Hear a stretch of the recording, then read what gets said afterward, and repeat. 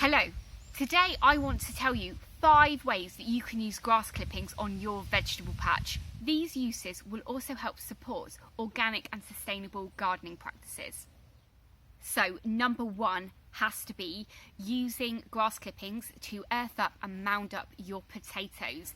In the past I always used compost, but actually using grass clippings is great. I first found out about this about 10 years ago and I did try it. Didn't have very much success at all, but last year here in my woodland garden I used it to earth up my Wilshire potatoes and I was completely astounded by the results and I haven't looked back. Now you can use this method if you're growing in containers or if you are just growing straight in the ground. You just need to be quite careful about when you put the grass clippings on top of the potatoes. Try not to put too much on top of the plant, because if you've got a really big mound of grass clippings, as they start to decompose, they can form a really thick mat which can sometimes prohibit the shoot from coming through. So what I always do is just make sure as the growing tip comes up, I just gently put the grass clippings around, and I do that for the ones growing in the buckets and the ones in the ground. And as that rots down, it just rots down really quickly, to be honest. It kind of just forms a protective layer over all of those little tubers so the light can't get to it, but then it also leaves a really lovely soil left over, so it's perfect if you're looking for a really cheap way to kind of help build that soil.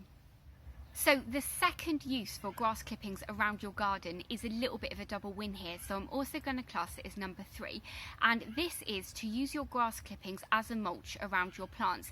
Now again, like I said with the potatoes, I'm always really careful not to kind of touch the base of the plant with the grass clippings. When you've got a lot of grass clippings together as well, it can also get very hot, so you don't want to be burning the stems of your plants. But the first benefit of this is to actually retain moisture.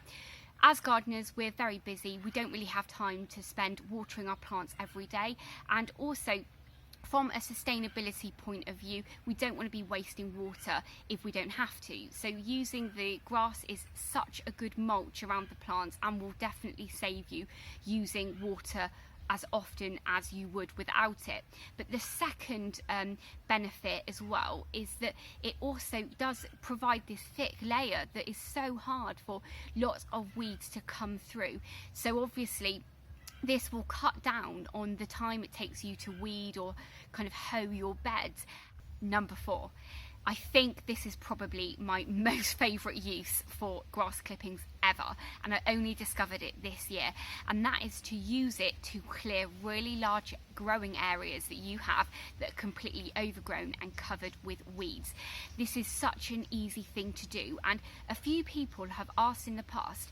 They've taken on allotments that are completely overgrown, or things are getting out of control and they just can't cope with all of the constant weeding that is needed to get your allotment or your growing area into good use. This really is so simple. All you need to do is just flatten the weeds down with lots of cardboard and then keep putting your grass clippings on top of that cardboard, and then it will just completely transform an entire area overnight. Now you will need to keep working on this area and you will need to keep putting grass clippings on top, but I actually did this process on my dig allotment.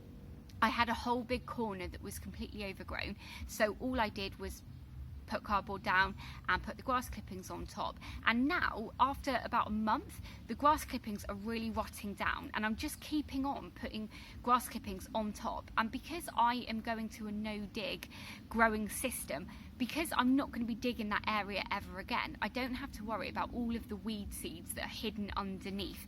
Maybe next year the grass would have rotted down enough that I can just plant straight into it, or I might need to add some compost. I'm not sure yet. And number 5 is to make compost for next year. Wouldn't it be great if we had next year's compost already in the bag? Now you can do this by mixing equal parts of grass clippings and wood chips. So I've done it here just in a pot, and I'm going to just leave that pot in the corner somewhere for about 12 months, and then next year I can plant straight into that. But if you've got a big composter or big area that you can make loads of compost, then this is the easiest and quickest way. The grass clippings will feed the bacteria that's needed to break down that wood, and it will be done really, really quickly.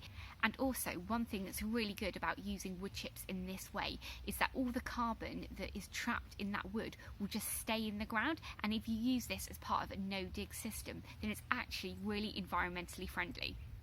So there you go, that is my 5 ideas of how you can use grass clippings on your vegetable garden. I really hope you've enjoyed watching this video today. There are quite a few videos where I've used grass clippings in the past, and I know Liz Zorab actually used grass clippings to grow potatoes in, where she just put the potato on the ground and put loads of grass clippings over the top. So I will also link that video down below, and thank you so much for watching today. If this is the first time you're watching one of my videos, please do hit that subscribe button and ring the bell so you'll be notified of all of my latest videos. Up on the screen now there are some videos that YouTube think you'll like, so please go ahead and watch those. If you can think of anybody that would benefit from watching this video, please also share it with them, just so the algorithm loves me and my video gets shared around lots. Thank you so much for watching. See you in the next episode. Bye!